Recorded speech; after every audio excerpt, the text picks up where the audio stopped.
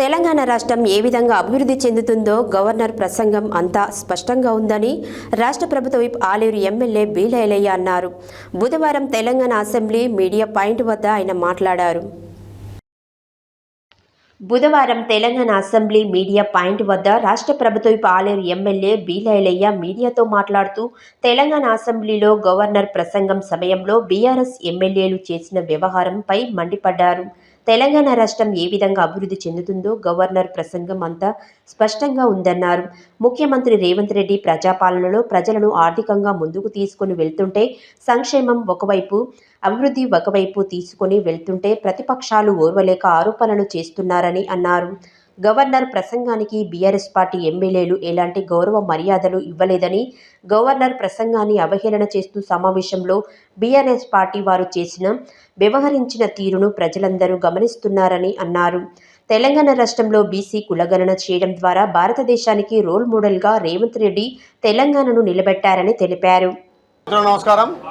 ఈరోజు గవర్నర్ గారి ప్రసంగం తెలంగాణ ఏ రకంగా అభివృద్ధి చెందిందో, గౌరవ ముఖ్యమంత్రి రేవంత్ రెడ్డి గారి ప్రజాపాలనలో ప్రభుత్వం ప్రజలను అన్ని విధాల ఆర్థికంగా ముందుకు తీసుకుపోయి సంక్షేమం ఒకవైపు, అభివృద్ధి ఒకవైపు ముందుకు తీసుకుపోతుంటే ప్రతిపక్షమైనటువంటి బీఆర్ఎస్ పార్టీ కనీసం గవర్నర్ ప్రసంగానికి కూడా ఏ రకంగా గౌరవ మర్యాదలు ఇవ్వకుండా సభలో వాళ్ళు వ్యవహరించే తీరు చూస్తుంటే తెలంగాణ ప్రజలు గమనిస్తున్నారు. గవర్నర్ ప్రసంగాన్ని కూడా అవహేళన చేసే విధంగా ఇలా బీఆర్ఎస్ పార్టీ మరి వాళ్ళ ప్రతిపక్ష నాయకుడు వచ్చినా కానీ సభలో హేళన చేసే విధంగా ఇలా వాళ్ళ తీరు చూస్తుంటే తెలంగాణ ప్రజలు గమనిస్తున్నారు.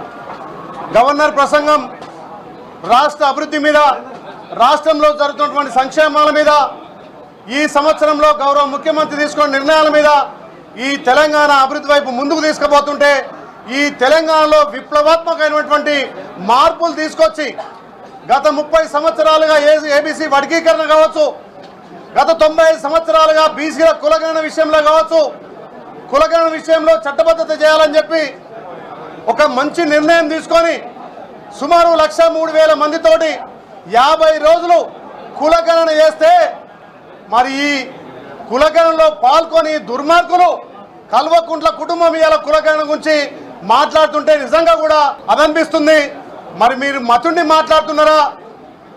భారతదేశానికే తెలంగాణ రోడ్ మోడల్గా మా గౌరవ ముఖ్యమంత్రి రేవంత్ రెడ్డి గారి నాయకత్వాన కులగణన చేపట్టి ఇలా బీసీలకు ఒక వరంగా ఏదైతే కామారెడ్డి డిక్లేరేషన్ చెప్పినటువంటి 42% రిజర్వేషన్ అమలు చేయడానికి దాన్ని చట్టబద్ధత చేసి, అదేవిధంగా 30 సంవత్సరాల పోరాటం ఏబీసీ వర్గీకరణ కూడా చట్టబద్ధత చేసి ఇలా ఎన్నో సంక్షేమ పథకాలు అందిస్తున్నటువంటి కాంగ్రెస్ ప్రభుత్వాన్ని అబాసుపాలు చేయడానికి ఇలా భారతదేశంలో ఏ రాష్ట్ర ముఖ్యమంత్రి కూడా అంత పెద్ద సాహసోపేతం తీసుకోలే.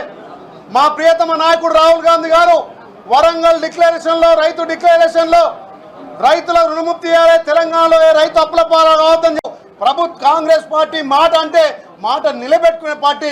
మీరు 10 ఏళ్ళటువంటి చేయనటువంటి రుణమాఫీ మా గౌరవ ముఖ్యమంత్రి 10 నెలల్లో 21,000 కోట్లతోటి 25 లక్షల మందికి మేము రుణమాఫీ చేసినాం. రైతు భరోసా స్టార్ట్ చేసినాం. ఈ మార్చి 31 వరకు కూడా ప్రతి రైతుకు రైతు భరోసా పడుతుంది. మీ హాయంలో కనీసం ₹1,00,000 రుణమాఫీ చేయని వాళ్ళు మీరు ఓ ఔటర్ నమ్ముకున్నారు, ఓఆర్ఆర్ నమ్ముకున్నారు, భూములు నమ్ముకున్నారు.